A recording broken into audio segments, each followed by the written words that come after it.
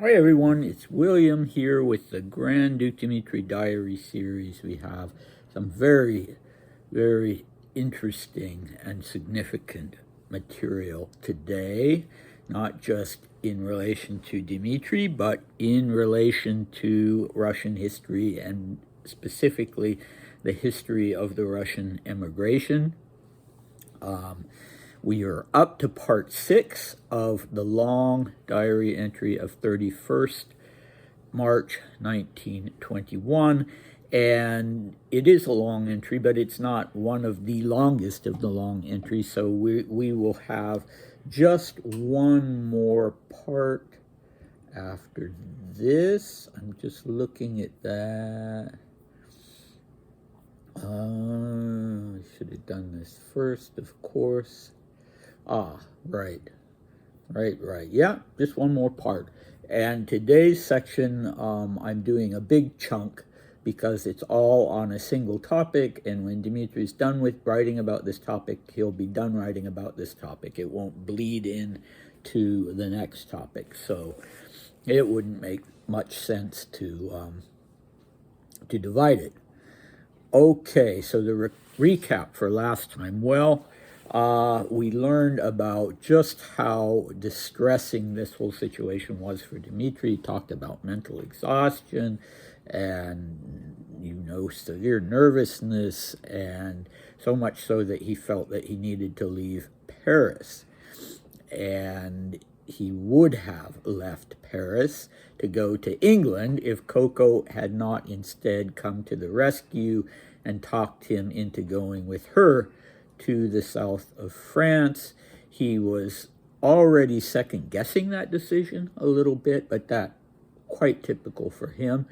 Funny thing, I'm continuing to go through Последние новости. I haven't started looking at Общее дело yet, but I haven't found a single thing in Последние новости, not one mention of Dmitri, and I've gone through all of March now, and I don't see how I could have missed anything. I mean, I could have missed something for sure. It's this tiny little print, even as big as I can make it on my computer screen, it's still hard to read, but the headlines are easy to read.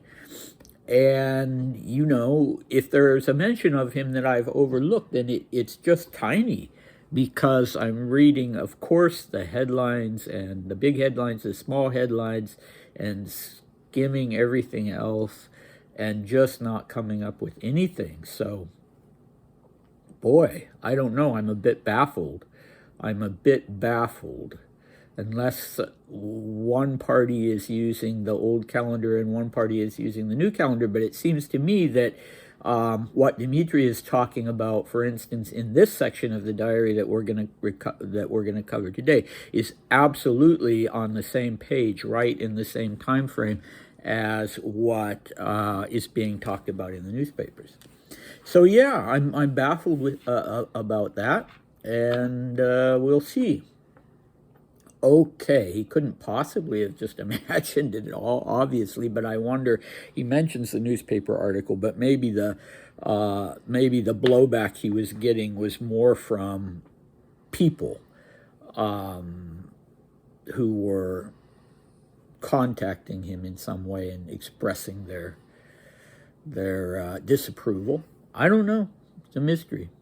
One thing that I did find that's interesting is a statement that was given by the Dowager Empress on 28 March to an interviewer, a journalist who came and was allowed to see her in Copenhagen and asked her about who she considered to be the legitimate heir to the throne. And she said that it was her son, Michael. So she still wasn't accepting that any of her children had been killed. But since Nicholas had abdicated, she considered the next in line, the next emperor, to be her son, Michael, who I guess she figured was hiding out somewhere in Russia. So that took care of that. If they were expecting her to come down on the side of one or the other of Dmitri or Kirill or even Nikolai Nikolaevich, that was a dead end. Okay, so our cast for today, we have the famous white General Piotr Wrangel, and we have his army, which still existed at this moment in time, and we have the French government. So you can kind of see where this is going. And, you know, it's going to tell us some interesting things about Dmitri in, well, as I said, in addition to what was going on in the emigre community at that time. Okay, I'll stop rambling, and here we go. Now I'm going to talk about something else. When I left Berlin, all the Russians there were terribly worried about the fate of the remnants of the volunteer army whom Wrangel led from the Crimea to Constantinople. The French government has suddenly presented Peter with an ultimatum to the effect that his army must be liquidated, because France can no longer support it. As is well known, all Wrangel units are supported by France. Peter has been presented with 3 plans for the liquidation of his army: return to Russia, a switch in status from purely military to civilian refugee, allowing each person to seek individual support, or emigration to Argentina. This ultimatum is, of course, greatly opposed by the Russians and has plunged them into despondency. As of now, they have made a collective plea to the peoples of the world and to the League of Nations. But I don't think the plea will produce any results. Naturally, the position of the Wrangel units has become critical, and it is absolutely impossible to believe that the French will agree to resume their support. But it's something else that strikes me in this whole drama. It seems to me that the ultimatum has come as a complete surprise to Wrangel and his supporters. If that is indeed the case, then one simply marvels at their naivete. Did they really think the French would continue to support the entire army just pour ses beaux yeux? After all, the cessation of the funding was a very easy thing to predict.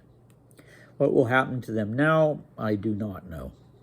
From the first moment of his arrival in Constantinople, Wrangel should have found out the deadline for receiving material assistance from France. And the French should have started preparing Wrangel right away for the day when, sooner or later, the funding would stop. All right, all very reasonable, but a little on the cold side. I continue, as I did in the last video, to really recommend this book. Anybody who wants to dive deeper into these themes, if you read French, or if you even want to just put the whole thing through a translation program, it'd be well worth it. The White Russians, Les Russes Blancs, by Alexander Zhivakov. And he talks at great length about this issue of the Wrangel army. They'd been called the Volunteer Army, and they'd fought to the bitter end in the Civil War. And then they had, as Dmitri said, been evacuated from the Crimea to Constantinople. And I've forgotten how many men we're talking about. Zhivakov provides all the details, and I should have refreshed my memory on that. But it was a lot. It was a lot. So, you know, what do? You've got an army outside of its own country. You know, there's no easy solution to that. You can't, how can you have an armed force kept together on foreign soil? Many of the soldiers were illiterate. They'd been, drafted from the peasantry, and many of them had families. You know, by no means all, or the majority, but a lot of them had families who had also been evacuated from the Crimea to Constantinople. And so you have this huge group of people to join the already existing civilians who fled, and the prisoners of war who, at the end of the war, were not able to return to their countries, to their country. And so you have well over 1 million people.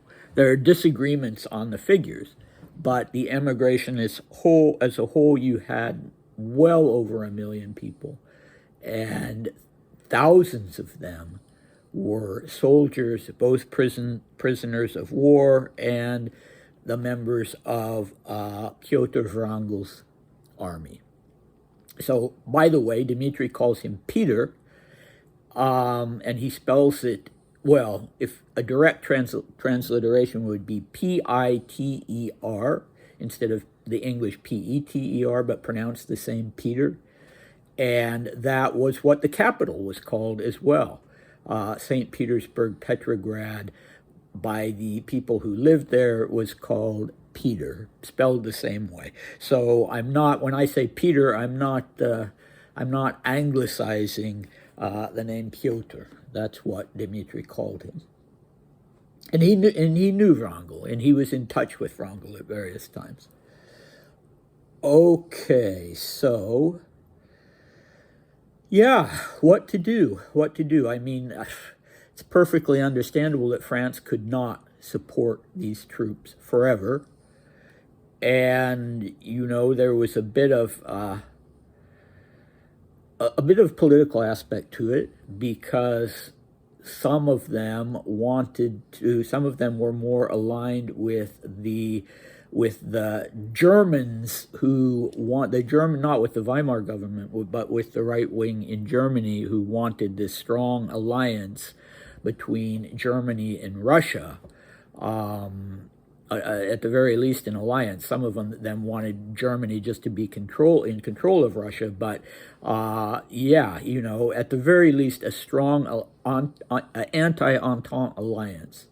And Wrangel tried to show the French that he was pro-Entente, that he was not actually anti-Entente, but, you know, there was always that current. So again, you couldn't have expected France to just support this armed force, and they certainly didn't want it in France. So some of them were in the Ottoman Empire, the old Ottoman Empire in Constantinople. Some were in Bulgaria, and there were various notions of, oh, well, we can keep them as a fighting force in, you know, Hungary and Bulgaria and various other places to protect those countries against an invasion from the Red Army. Well, but those countries, you know, they didn't want that. Obviously, they didn't want that. And the stronger the Soviets got, the more they brought pressure to bear on these countries, and especially on Turkey and Constantinople, Istanbul, to get rid of these guys. And some countries did offer that they would take a small number of them, you know, maybe 8,000 or so. But before the people could come, they had to have proof of some kind of offer of employment. And, you know, like I said, the majority of these probably about 60% were illiterate. And so this offer, Dmitri talks about an offer by Argentina. And I don't know about that. Maybe there was one, but I know for sure from Zhavakov that there was an offer from Brazil, that they needed agricultural workers in Brazil. And so they wanted to take only Russian soldiers who had some skills in that respect, and who would make, not just a warm body in the fields, but somebody with some agricultural knowledge. But when push came to shove, the idea was, okay, we'll take 10,000 of them. But when push came to shove, they changed their mind. And the ship that some of them were on was even sent back, and I think all in all, it was only like 800 that ended up being accepted in Brazil. So I don't know, what eventually happened. I really don't. And it was a bad situation, and it would be, similar after the Second World War with prisoners of war, not so much with Russian refugees, but with prisoners of war who, were forcibly repatriated by the Allies, and they should not have been. That was a really shameful action on the part of the Allies to force these prisoners of war to go back, because they were killed. They were put in gulags and they were killed, and they were not just welcomed back or even accepted.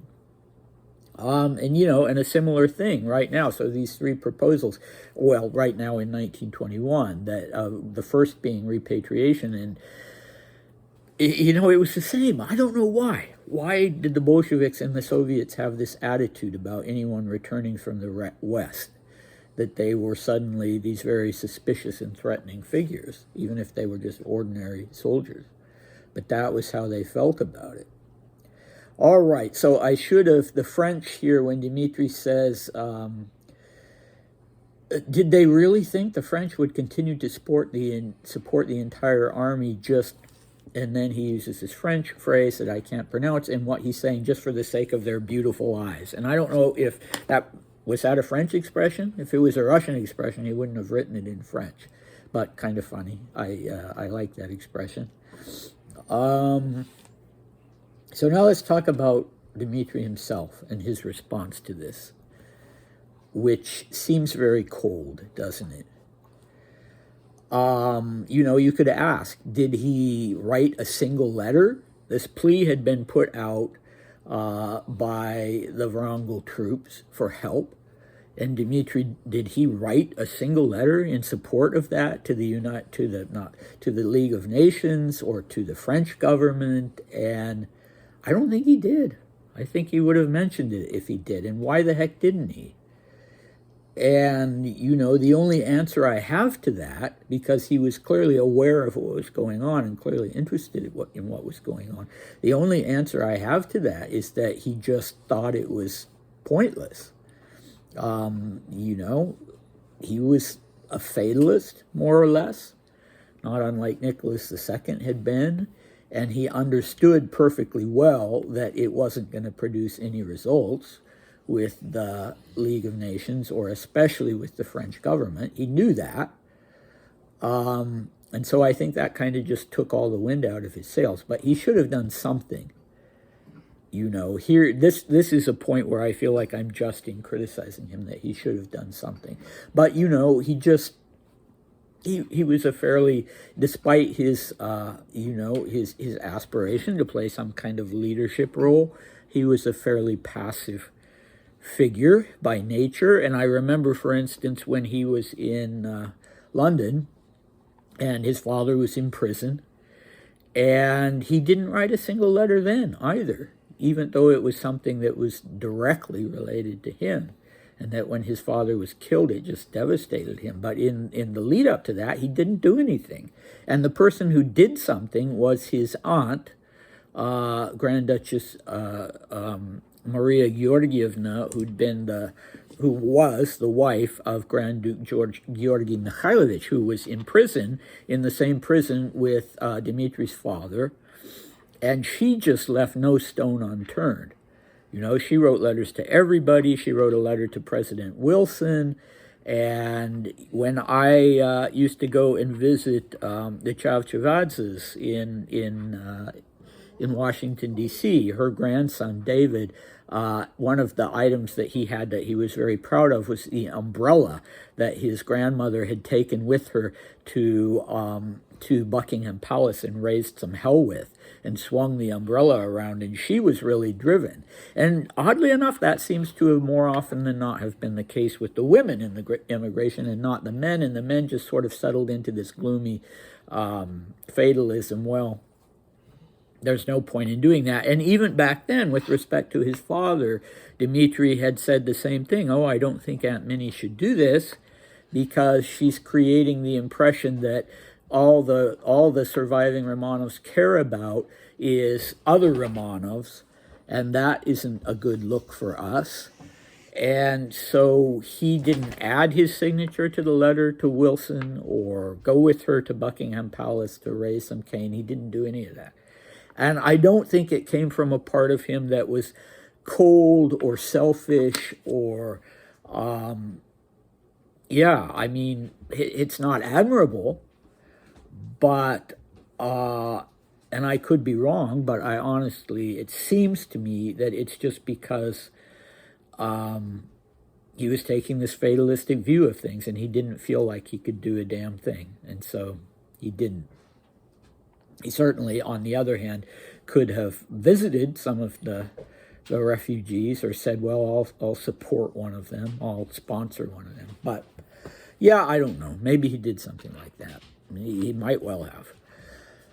Okay, so one of the useful things that would come out of this crisis is that in 1922, the League of Nations would issue the famous Nansen passport for stateless persons, and Dmitri would get one of those, and it would be very helpful to him. And in fact, Hannah Arendt, in her book on totalitarianism, writes about how lucky people were who got these Nansen passports, because there were a lot of refugees who, for whatever reason, were not eligible for them. I don't know where they'd come from or why they were considered ineligible, but the refugees who got Nansen passports at least had some kind of status and some kind of documents. So anyway, another thing that's interesting is that in 1922 there would be the expulsion from Russia of a group of intellectuals. I think about 86, and with family members it brought it up to about 200. Zhivakov talks about that, and among them the Russian philosopher Berdyaev, who's a person I very much admire, and other writers and intellectuals, and they had wanted to stay in Russia. They were forcibly expelled from the country. And the Soviets expected to be praised for that. Well, look at us. We didn't kill these people. We just expelled them. And this group of intellectuals, not very kindly, sort of set themselves off as an elite within the immigration, not because they were intellectuals, but because they said, we were true to our country. We stayed in our country. We had no desire to leave our country, but we were forcibly expelled, and we would not have left. No matter what they did to us, we would not have left unless we were forcibly expelled. And so they wanted there to be this distinction between people who had been banished and people who had left voluntarily. And that, of course, was a kind of silly thing to draw a line in the sand about. And eventually they dropped it, but they had their own acronym for themselves and a different acronym for the people who had voluntarily fled the country.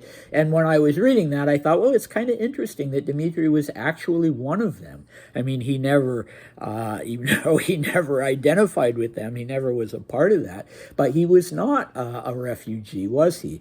I mean, he was someone who was banished. He was someone who did not want to leave his country but was forced out. And of course he didn't go back, but the irony being that he was banished by the Tsar. He was not banished by the Bolsheviks or the Soviets, but kind of an ironic thing anyway.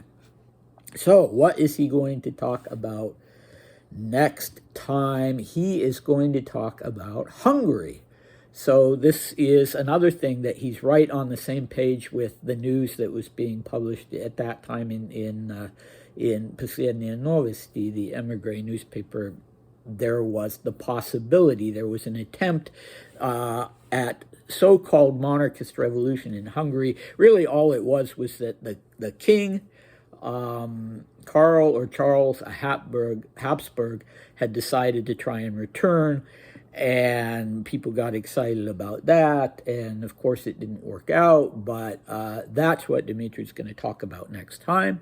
And after that, we're going to go straight onward to the daily entries telling us what happened exactly in the days before and the days of his departure and his road trip with Coco Chanel. So really fascinating stuff. And we'll finally get down to the nitty-gritty that I know some of you have been waiting for. We'll finally get down to the details of the relationship with Coco. All right, so I'll see you next time, I hope. Bye.